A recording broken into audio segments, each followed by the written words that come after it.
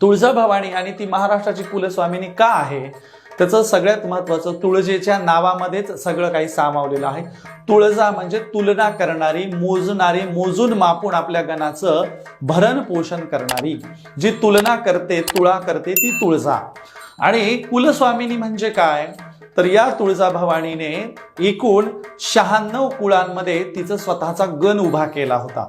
तिच्या गणाचं भरण पोषण, पालन पोषण करता करता तो गण इतका विस्तारत गेला की तिच्या गणाचे एकूण 96 कुळ बनले। हे 96 कुळ तिने पुढे आपल्या 4 लेकींमध्ये, ज्ञातीमध्ये, मुलींमध्ये वाटून दिले आणि एका ज्ञातीच्या वाट्याला एकूण 24 कुळ आले आणि 24 चोक 96 म्हणून 96 कुलांची ती कुलस्वामिनी म्हटली जाते। कुल हे शुद्ध स्वरूप आहे आणि कुळ हे नंतरच्या काळात त्याचं भ्रष्ट स्वरूप बनलेलं आहे। नमस्कार, दख्खन टाइम्स मध्ये आपलं स्वागत आहे। मी नितीन सावंत। आपण नवरात्र उत्सवाच्या संदर्भाने प्रत्येक भागाचं, प्रत्येक दिवसाचं, एकूण नवरात्र उत्सवातलं 10 दिवसाचे 10 सिरीजमध्ये आपण हे महत्त्व समजून घेत आहोत। आज आपण तिसरा दिवस नवरात्र उत्सवाचा म्हणून आपण महाराष्ट्राची सगळ्यात लाडकी गणराणी, सगळ्यात लाडकं लोकदैवत आणि सगळ्यांची आवडची तुळजाभवानी हिचं महत्त्व आपण समजून घेणार आहोत। महाराष्ट्राची कुलस्वामिनी म्हणून जिची ओळख आहे अशी तुळजाभवानी। ही तुळजाभवानी प्राचीन काळापासून जिला सातत्याने राजाश्रय लाभल्यामुळे ती सर्वाधिक लोकप्रिय राहिलेली आहे। तुम्हाला माहिती आहे, महाराष्ट्राचे, आपल्या सगळ्यांचे, भारताचे लाडके राजे छत्रपती शिवाजी महाराज आणि त्यांच्या नंतरही त्यांच्या घराण्याचं सातत्याने जे येणं जाणं राहिलं ते तुळजाभवानीकडे विशेष। तर काय असतं कुल, ज्ञाती, तर सगळ्यात महत्त्वाचं जी पहिली मुख्य गणराज्ञी असते तिला राज्ञी म्हटलं जातं। त्यानंतर पुढे तिची बनते ज्ञाती, एक शाखा। त्या तुळजा ह्या राज्ञीच्या एकूण पुढे 4 ज्ञाती बनतात। ज्ञाती म्हणजे शाखा। आणि पुढे ज्ञातींचं रूपांतरण कुलामध्ये होतं, कुलाचं रूपांतरण कुटुंबामध्ये होतं आणि कुटुंब हे 7व्या पिढीला वेगळं केलं जातं, फुटतं आणि नव कुटुंब तयार होतं। अशा प्रकारे कुटुंब, मग कुटुंबाचं कुल, मग कुलाची ज्ञाती, ज्ञातीची पुढे काय बनते, राज्ञी बनते। अशा प्रकारचा हा सप्तसिंधूकडून निऋतीच्या स्त्री राज्यातून चालत आलेला हा मातृसत्तेचा, स्त्री सत्तेचा वारसा महाराष्ट्रामध्ये तुळजा चालवताना दिसते। तुम्ही जर तुळजापूरला गेलात तर घाटशिळेवर आजही घाटशिळा म्हणून तिचं आठवणीचं प्रतीक तिथे मोठा गोल आकाराचा तुम्हाला घाटशिळा दिसेल। या घाटशिळेवर बसून ती आपल्या प्रजेला परडीने समान धान्य वाटून देत असे। समतेची जनक तुळजाभवानी आहे। समता काही बाहेरच्या देशातून आपण आयात केलेली नाही, भारताने ती समता दिलेली आहे। ही तुळजा आपल्या ज्ञातींना, आपल्या लेकींना, आपल्या गणाला पिकवलेल्या भाताचा, पहिल्यांदा त्या साळीचं, त्या भाताचा ढीग मारला जायचा, ढीग लावला जायचा आणि मग त्या ढिगावरचं परडीने समसमान धान्य ती आपल्या ज्ञातींना, कुलाला, आपल्या कुटुंबाला, आपल्या गणाला ती वाटून देत असे। आणि म्हणून परडीचं महत्त्व तुळजेच्या गणामध्ये फार महत्त्व आहे। आपली तुळजाभवानी ही परडीने समान धान्य वाटून देत असल्या कारणाने परडीला आज घडीला समतेचं प्रतीक मानलं जातं। तुळजाभवानीच्या अंगणामध्ये परडीधारी महिला ज्या असतात त्या असं म्हणतात की आमच्या घराला देवीची परडी आहे, आम्हाला ती कशाचीच कमी पडू देणार नाही, कशाचीच कमी पडू देणार नाही, यासाठी परडी वापरलं जातं। परडी सुबत्तेचं, सुजलाम सुफलामतेचं आणि समतेचं प्रतीक एकेकाळी मानलं गेलं होतं।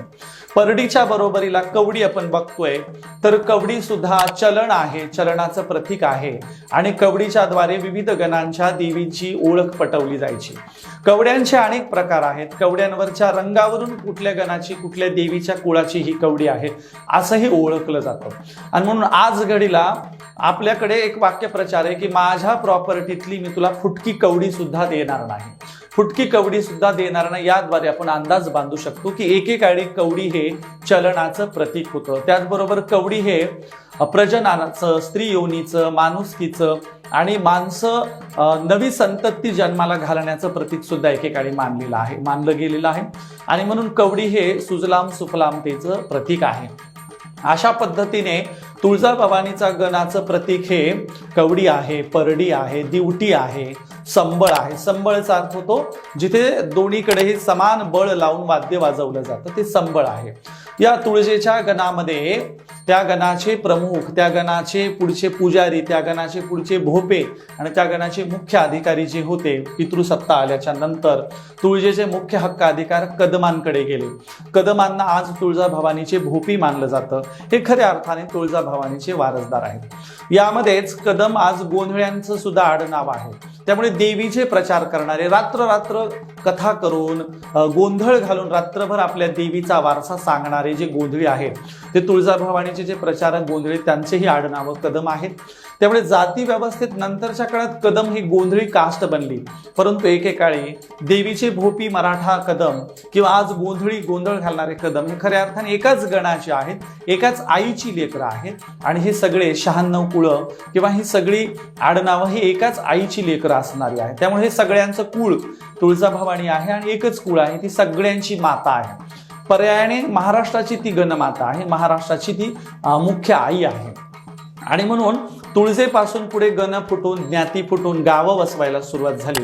त्यामुळे तुम्हाला गोदावरीच्या किनाऱ्यावर एकाच आडनावाची एक कुळी गावं दिसतात आणि ही एक कुळी गावं तिच्या गणांनी वसवलेली असतात. ज्या गावामध्ये एकच आडनाव असतं आणि संपूर्ण भावकी एकाच आडनावाची असते आणि सगळेजण सुतक पाळतात, अशा प्रकारच्या गावांना एक कुळी गाव म्हटलं जातं. ही सगळी एक कुळी गावं तुळजाभवानीच्या गणाची आहेत. परंतु नंतरच्या काळामध्ये पितृसत्ता आली, जाती व्यवस्था आली, वर्ण व्यवस्था आली, अस्पृश्यता आली आणि आडनावं हा विविध जातींमध्ये राहिली आणि जाती मात्र वेगवेगळ्या झाल्या, पोटजाती झाल्या. त्यामुळे ज्यांची आडनावं सारखी आहेत ती कुठल्याही जातीची, धर्माची, पंथाची लोक असू द्या, ही पर्यायाने एका आईची लेकरं आहेत. आणि म्हणून तुळजाभवानींच्या ज्या 4 ज्ञाती मानल्या जातात, ज्याच्यामध्ये योगेश्वरी आहे आंबेजोगाईची, त्यानंतर येडेश्वरी आहे, त्यानंतर तिथेच तिच्या पायाशी तिच्या जवळ मातंगी आहे. अशा तिच्या अनेक ज्ञाती, तिच्या मुली किंवा तिच्या उपगण चालवणाऱ्या देव्यांचंही आपण नाव सांगू शकतो. महाराष्ट्राच्या संपूर्ण कल्चरवर ज्या 4 गणराण्यांचं वर्चस्व आहे त्याच्यामधले तुळजाभवानी फार महत्वाची मानली जाते. त्यानंतर रेणुका आहे, त्यानंतर अंबाबाई आहे, त्यानंतर सप्तशिंगी आहे आणि मग ही तुळजा. अशा 4 गणराण्यांनी महाराष्ट्र वसवला. इतर 3 गणराण्यांच्या बद्दल, गणराज्ञांच्या बद्दल आपण पुढच्या भागामध्ये बघणार आहोत. परंतु ही जी तुळजा आहे ही मात्र सर्वाधिक लोकप्रिय असण्याचं कारण मगाशी सांगितलं की तिला राजाश्रय मिळाला. अनेक लोक गेले, तिची डेव्हलपमेंट केली, तिचं बांधकाम केलं आणि म्हणून आज तुळजाभवानीच्या समोर एक भव्य दिव्य कल्लोळ दिसतो, ज्याला कुंड म्हटलं जातं. ती एकेकाळची पुष्करणी आहे. आपल्या गणव्यवस्थेत पुरुषांना अभिक्त सिंचन विधी करून त्या गणात त्या पुरुषांची आंघोळ करून त्यांना पावित्र्य बहाल करणारी, गणामध्ये सामावून घेणारी आणि समतेने गण चालवणारी, स्त्री पुरुषांना एकत्रित करून गण चालवणारी ही तुळजा आहे. आणि म्हणून तुळजेचा आणि रामाच्याही भेटीचा एक संदर्भ तुळजापुरामध्ये सांगितला जातो. राम सीतेला शोधत आला असताना गोदावरी ओलांडून जाताना त्याची पहिली भेट ही तुळजाभवानीशी झाली आणि तुळजेला त्याने तुकाई म्हणून संबोधन केलं, तू आम्हाला आईप्रमाणे आहेस. अशा प्रकारे घाटशिळेवर सुद्धा ही लोककथा, मौखिक कथा सांगितली जाते आणि त्यामुळे तुळजापूरच्या भवानीबद्दल जनमानसात अनेक लोककथा आहेत, अनेक लोकगीतं आहेत. खऱ्या अर्थाने तुळजाभवानी जिवंत ठेवली ती लोकपरंपरेनं. स्त्रियांनी गीत गात असताना, जात्यावर दळत असताना, परडीधारी स्त्रियांनी, देवकर महिलांनी, देवीच्या उपासक असणाऱ्या जोगत्यांनी, जागरण करणाऱ्यांनी, गोंधळ घालणाऱ्यांनी देवीचा वारसा जपलेला आहे. खऱ्या अर्थाने गोंधळी हे तिचे दूरदर्शन आहे, तिचे प्रचारक आहेत. रात्रभर देवीचं महत्व सांगणं हे भन्नाट आहे, हे अप्रतिम आहे. रात्रभर आपल्या लाडक्या देवीची कथा सांगायची, लोकांना अगदी एक झुलवून ठेवायचं, लोकांना एक गुंतवून ठेवायचं, हे काही साधारण गोष्ट नाही. आणि म्हणून तिचं रात्र रात्र प्रचार करणारे गोंधळी खऱ्या अर्थाने तिचे प्रचारक आहेत.